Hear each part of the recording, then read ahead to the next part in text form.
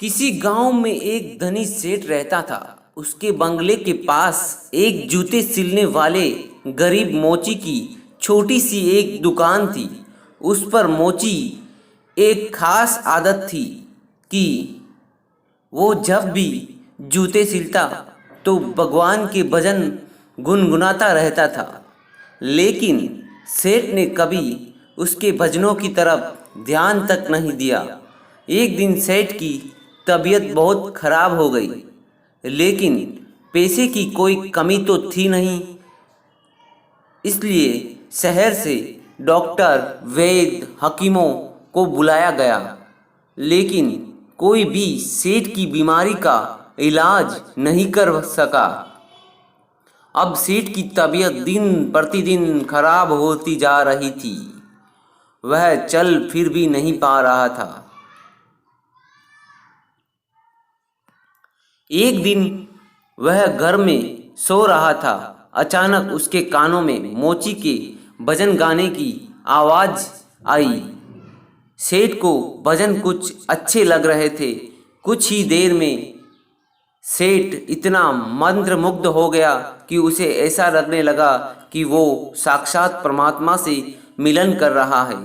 मोची के भजन सेठ को उसकी बीमारी से दूर ले जा रहे थे।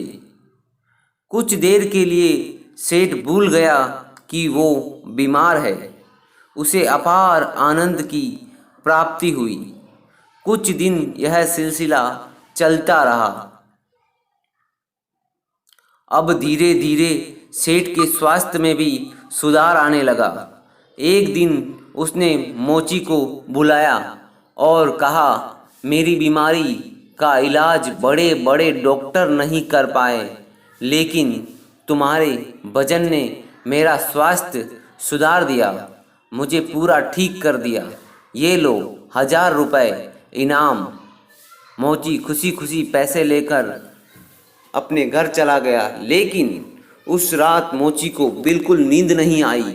वो सारी रात यही सोचता रहा कि इतने सारे पैसों को कहाँ छुपा कर रखूं और इनसे क्या क्या खरीदना है। इसी सोच की वजह से वो इतना परेशान हुआ कि अगले दिन काम पर भी नहीं जा पाया। अब भजन गाना तो जैसे वो भूल ही गया था। मन में खुशी जो थी पैसों की,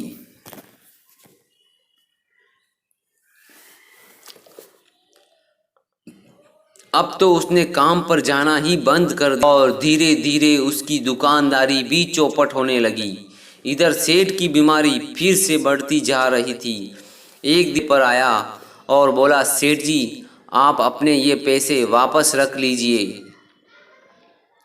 इससे इस धन की वजह से मेरा धंधा चौपट हो गया। मैं भजन गाना ही भूल गया। इस धन ने तो मेरा परमात्मा से नाता ही तुड़वा दिया। मोची पैसे वापस करके फिर से अपनी काम पर लग गया।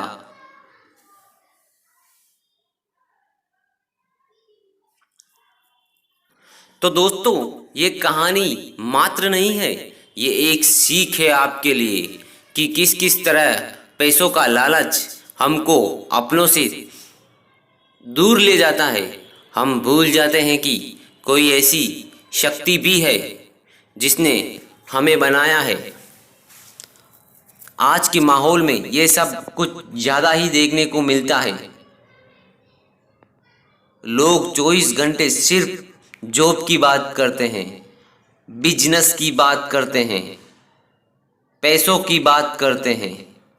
हालांकि धन जीवन यापन के लिए बहुत ज़रूरी है, लेकिन